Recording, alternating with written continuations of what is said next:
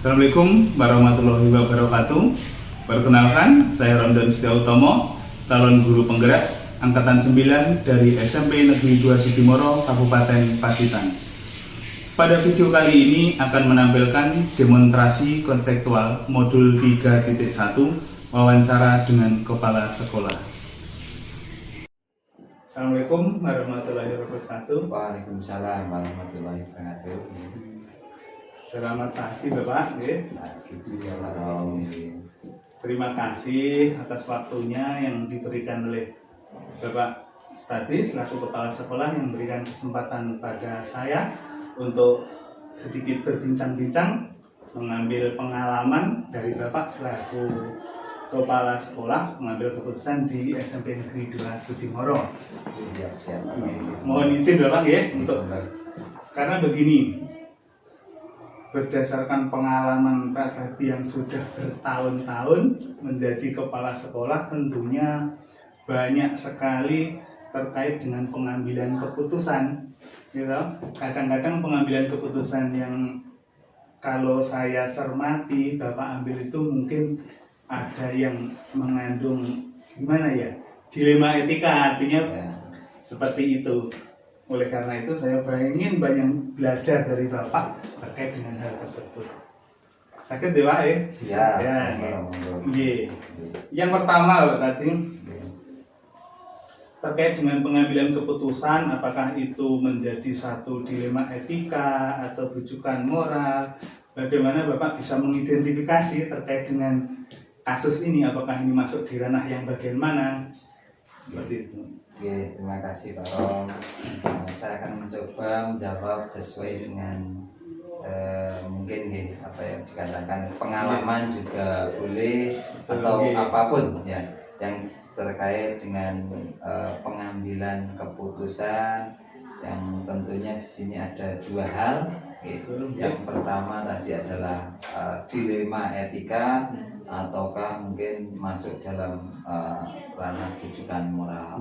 Namun demikian sebelumnya mungkin sedikit kami juga akan menyampaikan bahwa terkait dengan antara dua hal ini adalah memang dua hal yang berbeda, tapi semua itu kedua-duanya adalah merupakan suatu kasus-kasus tertentu yang ada di sebuah lembaga.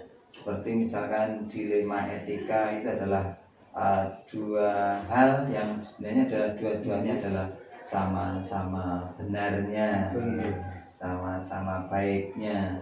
Namun demikian kita harus memilih salah satu dari dua hal yang walaupun berat ya itu harus melakukan suatu keputusan ya. Sedangkan kalau rujukan moral mungkin ini agak sedikit tidak terlalu berat dalam mengambil sebuah keputusan karena jelas di situ yang satu hal adalah hal yang mengandung kebenaran, sementara yang satu hal adalah mungkin bisa dikatakan hal yang salah atau hal yang keliru. Dari pengalaman yang ada di lembaga sekolah ini SMP Negeri 2 Sudimoro tentunya banyak kasus-kasus yang boleh dikatakan masuk dalam ranah atau kategori dilema etika maupun dalam rujukan moral. Nah, untuk mengidentifikasi kasus-kasus yang masuk dalam apakah masuk dalam dilema etika ataupun masuk dalam rujukan moral, ini perlu kita analisis ya kasus demi kasus karena yang namanya kasus itu kan berbeda-beda. Betul. Bisa kasus ini adalah dalam ranah misalkan pendidik dan tenaga pendidikan, bapak ibu guru, kemudian staf karyawan, atau bisa juga kemungkinan kasus itu adalah terjadi pada siswa atau peserta didik, sehingga kita tidak bisa istilahnya menyamakan di antara kasus yang terjadi pada pendidik dan tenaga kependidikan dengan yang terjadi pada siswa. Nah, sekali lagi ini perlu adanya suatu pertimbangan konteks yang khusus, yang spesifik. antara yang terjadi pada siapa kasus demi kasus itu terjadi. Saya kira itu Pak Rom untuk identifikasi gitu. Berarti harus ada istilahnya penelitian atau analisis yang mendalam terkait masuk di ranah yang mana. Oke, seperti itu. Terus berikutnya Pak Tinggi. Terus terkait dengan adanya dua keputusan dualisme harus rujukan moral atau dilema etika, bagaimana Pak Tati menjalankan pengambilan keputusan di sekolah di SMP 2 ini? Terima kasih. Yang kedua, untuk menjalankan pengambilan keputusan, sekali lagi ini adalah pengambilan keputusan adalah sangat berat memang, apalagi kalau yang masuk tadi adalah dalam kategori dilema etika, karena dua hal yang sama-sama benarnya, namun sekali lagi kami selaku kepala sekolah harus mengambil suatu keputusan yang tepat. Untuk itu langkah yang saya lakukan, saya akan berusaha, yaitu berusaha menyesuaikan dengan prinsip-prinsip yang ada, menyesuaikan dengan kasus-kasus yang terjadi. Saya ambil contoh, prinsip-prinsip yang harus saya jalankan adalah apakah kasus itu melibatkan kepentingan individu ataupun kepentingan masyarakat yang lebih luas atau lembaga, ya. Tentunya kami harus bisa memilah-milah. Kami berusaha untuk semaksimal mungkin agar kasus itu jangan hanya untuk memenangkan untuk kepentingan individu, tapi lebih luas lagi, yaitu kita harus melihat kepentingan yang lebih luas lagi. Kemudian yang kedua adalah rasa keadilan dan rasa kasihan juga, karena memang yang namanya suatu kasus itu kan kadang-kadang ada rasa adil, tidak ada rasa adil, kemudian ada rasa kasihan dan juga tidak kasihan. Ini juga harus menjadi pertimbangan betul, ya. Kami harus tahu bahwa bagaimana prinsip keadilan harus ditegakkan dalam sebuah lembaga, sehingga nanti kemungkinan dampak terkecil itu adalah bisa kita tekan, ya. Kemudian juga ada prinsip, yaitu untuk kepentingan jangka pendek ataupun jangka panjang. Jangan sampai kita hanya melihatnya hanya sesaat, tapi juga jauh ke depan juga harus kita pertimbangkan dalam langkah dalam mengambil sebuah keputusan yang ada di lembaga ini. Saya kira seperti itu Pak. Berarti kalau bisa diambil satu kesimpulan, sangat kompleks sekali Pak, ya, untuk menjalankan sebuah keputusan. Dan tentunya dalam pengambilan atau menjalankan pengambilan keputusan itu kan harus ada tahapan, ya. Seperti itu Pak, ya. Harus ada tahapan, ada prosedur. Mungkin bisa diuraikan oleh Pak Tati untuk bisa tahapan-tahapan sebaiknya seperti apa gitu, biar pengambilan keputusan ini bisa bijak seperti itu. Langkah-langkahnya ya Pak. Ya betul gitu. Langkah-langkah atau prosedur kami dalam mengambil sebuah keputusan ada beberapa hal. Yang pertama adalah kami di sebuah lembaga atau satuan pendidikan atau sekolah ini adalah sebuah lembaga. Jadi bukan hanya milik seorang diri sebagai kepala sekolah. Kepala sekolah hanya seorang leader, ya, yang memimpin lembaga atau organisasi sekolah. Untuk itu di sekolah itu kami pasti ada yang namanya tim, ya. Jadi tim, misalkan kalau di pendidik dan tenaga pendidikan itu kan ada Wakase, kemudian ada urusan-urusan, mungkin urusan kurikulum, urusan sarana prasarana, urusan kesiswaan, dan urusan humas, termasuk nanti kemudian di staf pengajar, guru, itu ada guru berbagai macam mata pelajaran, salah satunya adalah guru bimbingan. Nah, kalau yang terkait dengan kasus yang ada di kesiswaan, maka kami tentunya tahapan langkahnya adalah tidak langsung kami sendiri yang menangani. Jadi misalkan di situ ada urusan beasiswaan, kemudian ada guru BK, BK itu. Nah itu mungkin yang menangani secara langsung terhadap kasus-kasus yang berhadapan yang terjadi pada peserta didik atau siswa. Nanti hasil akhir baru dikonsultasikan dengan kami dari kepala sekolah. Insya Allah kami akan memberikan sebuah keputusan yang tentunya dengan beberapa macam pertimbangan. Kalaupun itu kasusnya adalah pada PTK pendidik dan tenaga kependidikan, saya pun insya Allah juga tidak akan langsung tidak langsung menangani secara sendiri. Sekali lagi tadi saya katakan itu ada tim yang nanti dari tim itu kami minta semacam pertimbangan sehingga masukan sehingga kami dalam mengambil sebuah keputusan nanti bisa lebih tepat dan lebih pas lagi. Saya kira seperti itu. Berarti memang di setiap keputusan itu perlu adanya kolaborasi ya, antara setiap keputusan di bagian yang mananya gitu. Intinya kolaborasi antara stakeholder yang ada di sekolah. Tentunya begini Pak, tadi di antara beberapa langkah tadi kan ada hal yang paling efektif ya untuk pengambilan keputusan. Mungkin bisa selama pengalaman Pak tadi yang sudah bertahun-tahun, yang efektif itu yang seperti ini sebagai tahapan dalam pengambilan keputusan.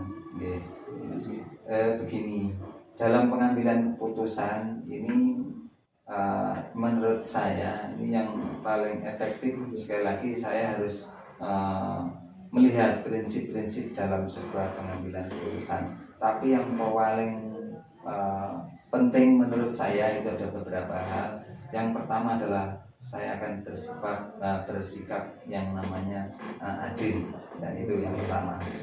Karena dengan bersikap adil nanti kalau ada suara-suara yang bisa dikatakan miring atau tidak seberapa, ini nanti kami akan bisa mengkantel istilahnya, atau bisa memberikan argumen-argumen tertentu. Nah, kemudian yang kedua yaitu kami akan mencari yang mempunyai dampak negatif itu paling kecil. Yang resikonya paling rendah. Yang resikonya adalah paling rendah, karena dengan mengambil keputusan yang resikonya paling kecil, paling rendah, paling sedikit, itu insya Allah ya memang semuanya dilema Bapak. Tapi dengan mengambil yang resiko paling kecil, insya Allah nanti suasana yang ada di sebuah lembaga itu akan tetap kondusif, sehingga kegiatan-kegiatan akan tetap berjalan sesuai dengan yang kita harapkan. Itu sangat-sangat luar biasa. Hal yang saya tangkap tadi sebagai nanti bekal ilmu tambahan bagi saya yang paling efektif. Kalau tidak salah yang pertama itu harus adil ya, harus adil dulu. Kemudian yang kedua diambil risiko yang paling kecil. Terima kasih sekali Terus di pengambilan keputusan tentunya Pak tadi juga tidak selalu mulus ya, selalu kepala sekolah. Tentu banyak tantangan yang harus dipecahkan dan harus dihadapi. Mungkin bisa diceritakan juga tantangan-tantangan yang harus dihadapi Pak tadi selaku kepala sekolah dalam memberikan pengambilan keputusan. Memang benar Pak Rom, dalam sebuah pengambilan keputusan sekali lagi ini tidak mungkin semuanya akan bisa berjalan sesuai dengan yang kami harapkan. Pasti ada tantangan-tantangan atau faktor-faktor lain yang menjadi sebuah kendala ya. Ada beberapa hal yang menurut pengalaman saya yang merupakan tantangan tadi ya. Yang pertama adalah karena adanya perbedaan pandangan ya. Karena setiap orang itu pasti mempunyai pandangan yang berbeda-beda, pola pikir yang berbeda-beda, baik itu karena kematangan emosional, karena kemampuan tingkat penyerapan dalam berbagai hal dan lain sebagainya. Sehingga dengan adanya perbedaan pandangan dan pendapat ini harus kita komunikasikan ya, jadi penting ini karena tanpa ada komunikasi kita tidak bisa akan melihat sampai sejauh mana pandangan atau pendapat dari seseorang itu. Yang pertama, jadi kita harus melihat perbedaan pandangan itu dengan cara melakukan komunikasi. Kemudian yang kedua biasanya adalah dampak emosional dari seseorang. Dampak emosional itu adalah karena termasuk kematangan emosional itu mungkin bisa dilihat dari utamanya adalah usia biasanya. Nah, biasanya kalau masih muda itu karena memang darah muda itu tingkat emosionalnya belum stabil, sehingga perlu kita harus mengendalikan. Kemudian untuk semakin biasanya semakin tua usianya, semakin dewasa, semakin matang tingkat emosialnya. Tapi tidak tertutup kemungkinan ya, walaupun usianya masih muda tapi tingkat emosionalnya sudah matang, sudah stabil juga. Itu juga merupakan sebuah tantangan Pak Rom, sehingga untuk menghadapi orang-orang dengan kematangan emosional yang berbeda tentunya kita harus mempunyai strategi atau cara yang berbeda pula. Saya kira seperti itu. Terkait dengan seperti yang tadi, misalnya selaku diri pribadi, apakah hati nurani itu juga merupakan satu bentuk tantangan? Menurut saya juga bisa juga karena apapun ya, hati nurani kita antara satu orang dengan orang lain, sekali lagi tadi terkait dengan pandangan juga. Pandangan dengan pandangan yang berbeda tentunya akan berbeda pula untuk seorang. Terima kasih. Terus begini, dalam pengambilan keputusan itu kan kadang-kadang kasus yang muncul kan tidak setiap saat seperti itu tadi. Terus apakah Bapak selaku kepala sekolah itu ada penjadwalan khusus, jadi harus ada misalnya di minggu ini saya harus menyelesaikan masalah ini di minggu, seperti apa itu Pak? Baik Pak Rom, begini, yang namanya kasus ini adalah terjadinya kan kita tidak tahu. Kadang-kadang terjadi saat ini terjadi, kemungkinan besok tidak, besok lagi mungkin juga, besoknya lagi kemungkinan ada. Jadi karena terjadinya semacam kasus-kasus tadi adalah tidak bisa kita prediksi ya, kita tidak bisa kita tentukan kapan terjadinya, maka terus terang saja untuk penjadwalan dalam penyelesaian menurut pengalaman yang saya alami ini adalah tidak bisa dilakukan penjadwalan. Situasi dan kondisi yang jelas begini Pak Rom, untuk sebuah kasus yang jelas apabila terjadi sebuah permasalahan atau kasus ini harus segera diselesaikan, dicari solusinya.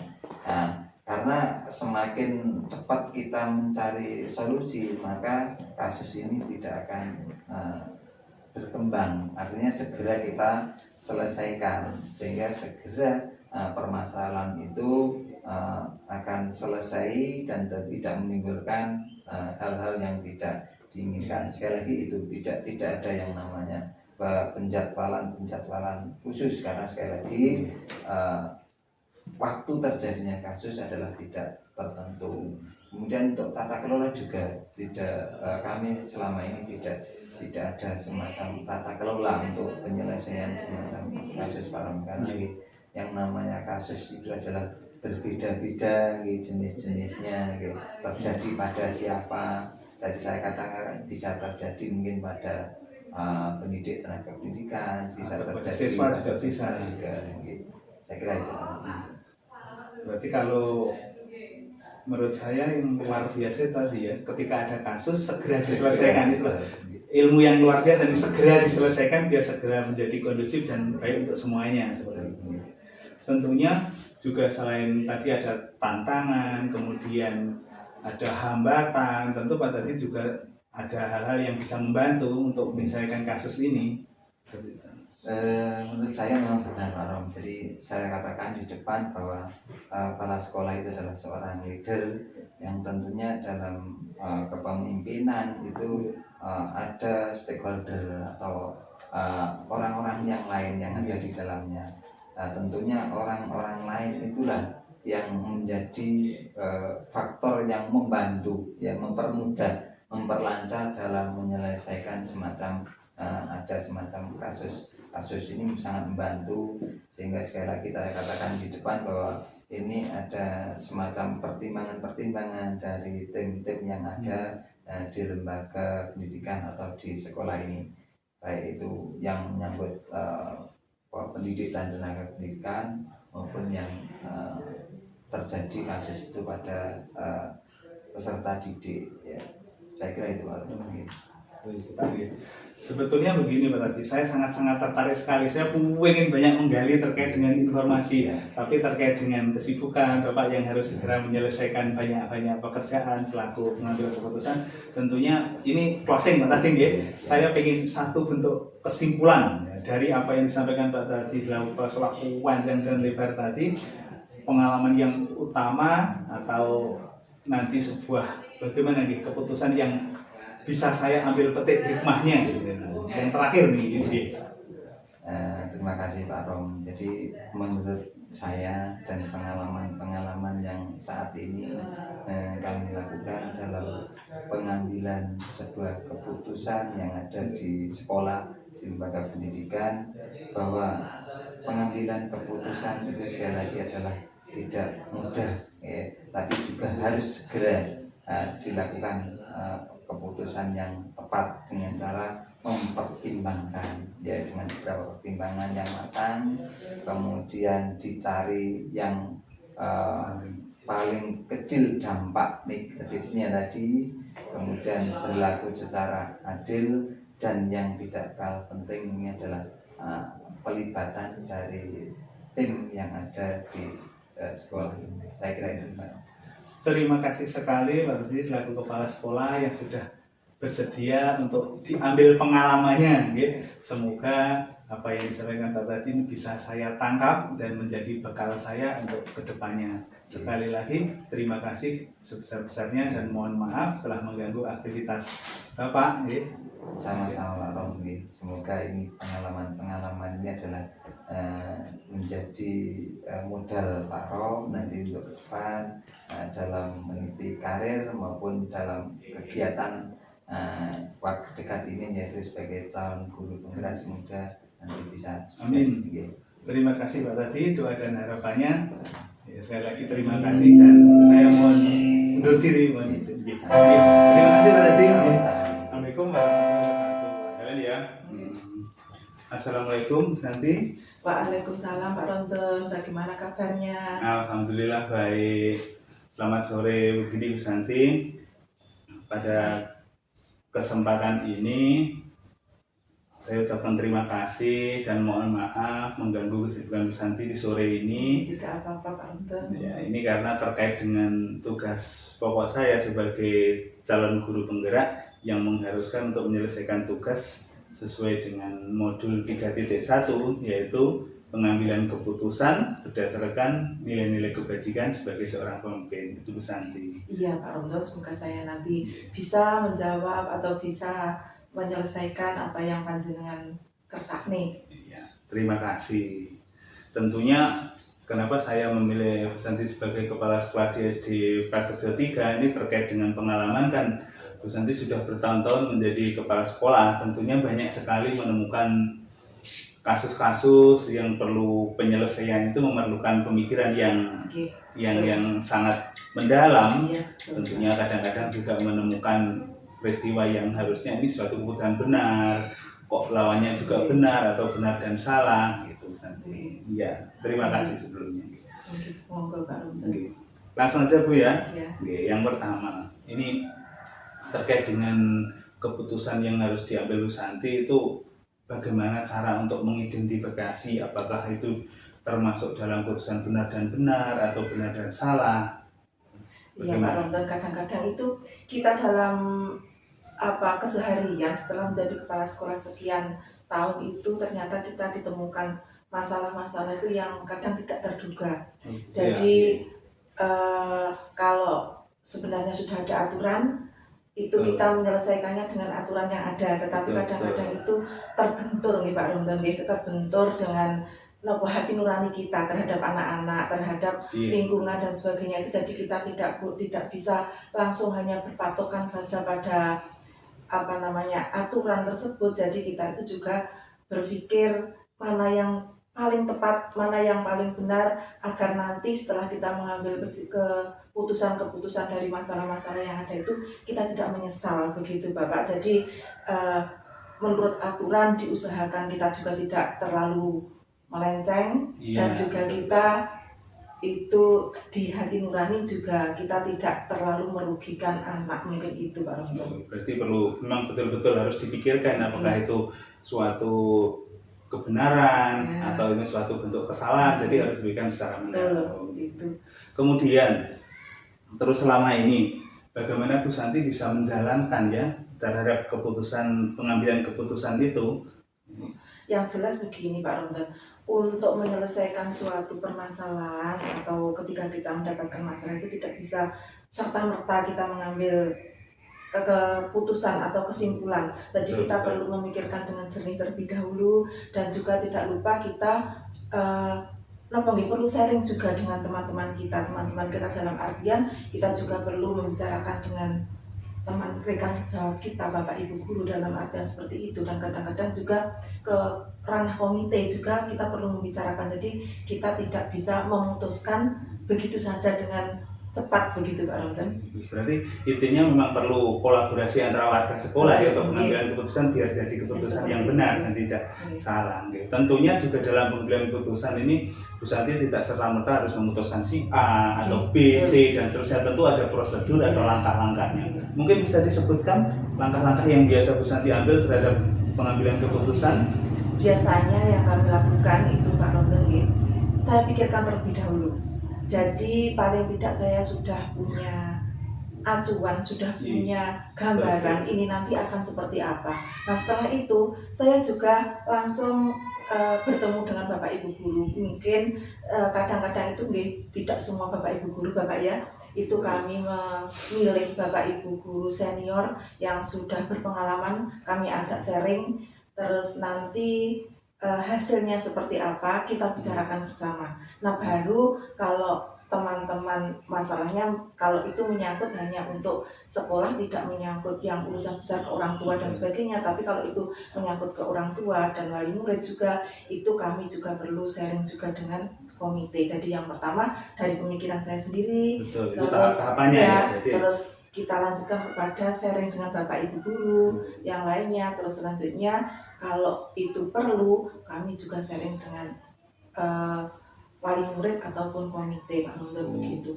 Jadi berarti tahapan itu memang harus dilalui, tidak serta-merta kita bisa ambil satu bentuk keputusan. Betul. Tentu dari beberapa hal itu ada yang paling efektif, ya, yang paling efektif untuk pengambilan keputusan. Ya. Jadi dari beberapa pilihan itu ada yang paling efektif, mungkin bisa. Ya kalau menurut saya yang paling efektif itu kita sharing dengan teman-teman guru Bapak Ibu, Pak Romdan, dengan teman-teman guru. Jadi saya tidak harus apa yang saya pikirkan, apa yang saya harapkan itu harus seperti itu, tidak. Jadi saya juga dapat masukan dari Bapak Ibu guru yang lain. Jadi yang paling efektif memang harus dari ranah satu sekolah dulu. Betul. Karena tahu persis permasalahan karena kejadian kan ada di sekolah. Betul, kan seperti itu. Tentunya dari beberapa langkah yang paling efektif atau kejadian itu juga tidak lupa dari tantangan-tantangan, karena keputusan yang kita ambil kan memerlukan satu bentuk pemikiran yang mendalam. Terus tantangan yang biasa dihadapi dari Bu Santi dalam pengambilan keputusan. Ya begini Pak Romdan, ketika kita memutuskan segala sesuatu pun itu pasti ada tantangannya, betul, plus dan ada minusnya. Tetapi kalau kita sudah berusaha untuk mengambil keputusan yang paling baik, walaupun itu nanti ada sedikit komplain, asalkan kita bisa mempertanggungjawabkan Pak Romdan. Yang penting kita bisa mempertanggungjawabkan apa yang telah kita ambil keputusan itu tadi. Berarti kesimpulannya memang harus bisa dipertanggungjawabkan, harus melalui prosedur yang benar, harus mengambil nilai-nilai yang baik. Berdasarkan aturan dan juga hati nurani itu tadi, Pak Romdan.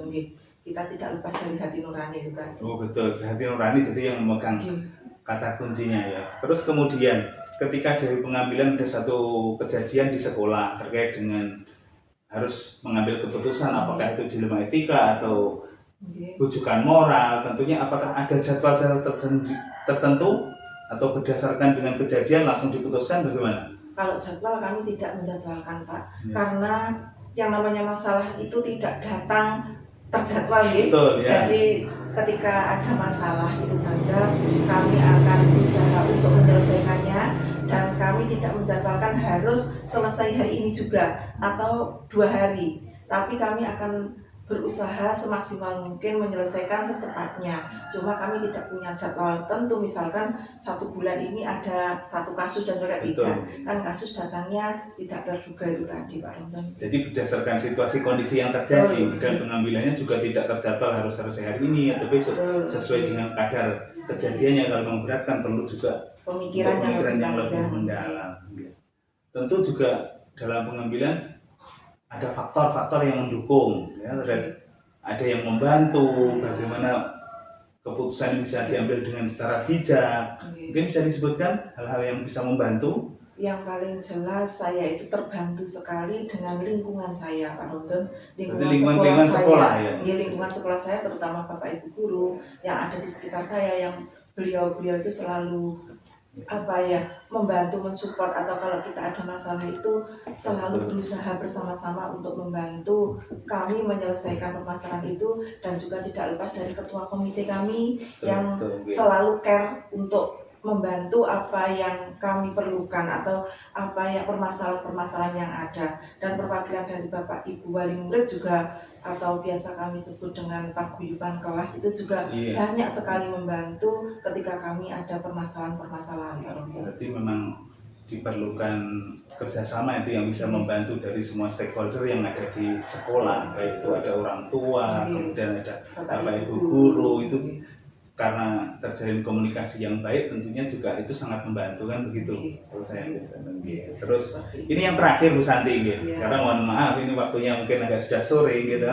Terus dari kejadian ini yang disampaikan panjang dan lebar, mungkin ada satu bentuk kesimpulan atau pembelajaran yang diambil dari pengalaman Bu Santi sebagai pengambil keputusan yang bisa diberikan atau disebarluaskan atau menambah pengetahuan saya sebagai guru penggerak.